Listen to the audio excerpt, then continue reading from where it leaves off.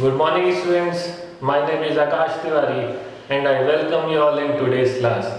Today we are continuing with the chapter Microorganism, Friend and Foe.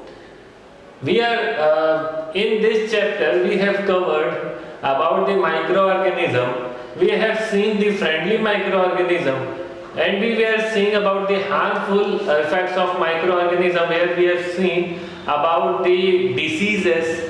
Just like we have covered the pathogens, then what do they do, what are their roles, how do they attack our body, the disease which were being caused by microorganism. In plants we have seen, in animals, in human beings, we have covered this different type of parts. Now we are continuing with the different topic, which is the food poisoning. You all know this word, food poisoning.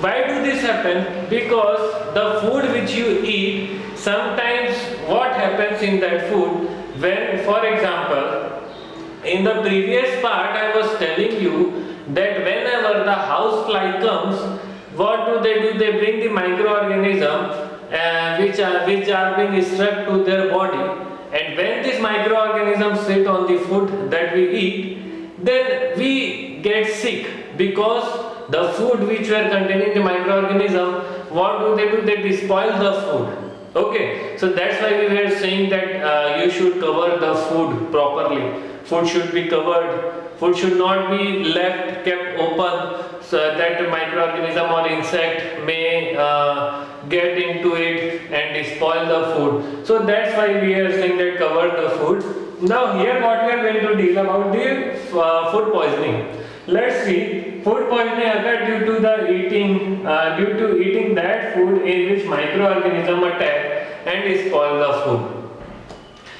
For example, best example is bread. You all know, when you leave the bread in open for some time, for few days, what happens? The upper layer of the bread gets cotton type substance stick to it. What is that? That is nothing but the fungi. Fungi are getting on the upper layer of the bread. They are covering the upper layer of the bread. That means the food, the bread which we have kept out is getting attacked by the microorganism, and if we are going to eat that food, then we are going to get sick. That is, this sickness is the food poisoning. What is the food poisoning? Eating of the food which is being spoiled by the microorganism, and we are consuming that food. If we are consuming it, then we are going to get sick. We are going to get vomit, we are going to get fever, different symptoms are there. So this is because of the food poisoning, because we are eating the food that is spoiled by microorganism. When microorganism attack on food, they produce toxic substance to which the food become poisonous. See, here the reason is given. When microorganisms attack on food, when these microorganisms are attacking on the food, what they are doing? They are producing the toxic substances to which the food becomes poisonous, due to which the food is becoming poisonous. So, when these microorganisms are attacking on the food, what they are doing? They are making the food poisonous. Since because when they are attacking on the food, they are producing the toxic substances, and due to which the food is becoming poisonous. Moving ahead, let's see the next topic, which is food preservation. Of course, the word only suggests that how can we preserve the food, the different ways by which we can preserve the food. But before this is not a definition. This is a simple line that by which you can understand what does this food preservation is. Preservation of food may increase the duration of food and prevent them from getting spoiled due to attack of microorganisms. What this means? Preservation of food is, by preserving the food, what we are doing? We are increasing the duration of the food. How? By adding some substances which act as a preservative. What do? They are taking the food for long duration. We can store the food for long duration. So that's why we add some type of substances or chemicals so that food should be preserved for longer time. For example, adding pickles. You all know that we are adding some salts and oil on the pickles so as to store them for approximately a year or two. We can store it for 1 year or 2 years by adding oil and different type of preservative vinegar that we are going to discuss in the further topic. So moving ahead, let's see common method of preserving that are used in our homes. Of course, we are going to see here the common methods by which we can store the food for longer time. Okay, the main focus for preservation is to keep the food for longer time that we can consume on the later on. Chemical methods. We are seeing the chemical methods. Salt and acid preservative. Some acid may be used. This is, of course, this is a disclaimer that this acid are nothing, means they are not concentrated. These are diluted, very diluted, and this is a weak acid. So never play with the acid. Salts and acid preservative to pickles to prevent the attack of microbes. Salt and acid preservative to pickles to prevent the attack of microbes. See, what we are doing, salt and acid preservatives are added to pickles,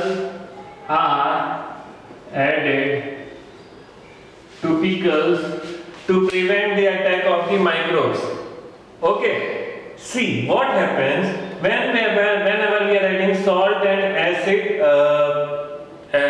What is this acid preservative? I am telling you example, vinegar. When we are adding vinegar and the salts to the pickles, so what happens? This salt and vinegar, what do? They prevent the food from getting attack of the microbes. Okay, so microorganism attack is being stopped by this adding salt and acid. So sodium benzoate, for example, this is an example that this sodium benzoate we are using in jam. Okay, so as to prevent it for longer time and to prevent it from getting spoiled. Preservation by common salt. Whenever you go to the store where you get fish or meat, there you can see that to store them for longer time, because they don't know when customer is going to come. So what do? When they cut the meat and fish, they store them for longer time. For storage for longer time, they are adding salt in it. Okay, they are adding salt so that it can be prevented for longer time. Okay, so this is the second example of preservation by common salt. We will continue the remaining part of the methods to common methods of preserving food in our homes. We are going to see the remaining topics in the second part. Okay, thank you.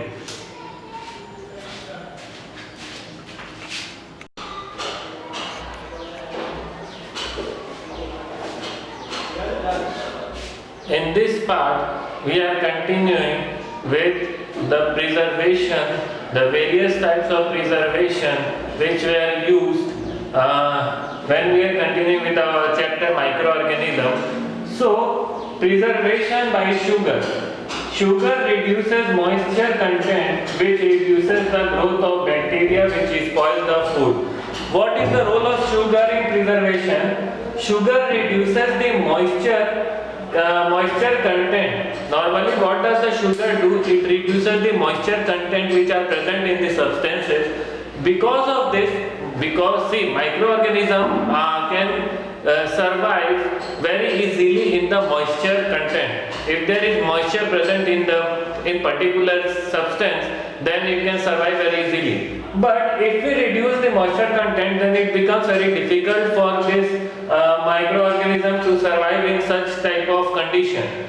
So due to which our food can remain for longer time. For example, jam, jelly, etc.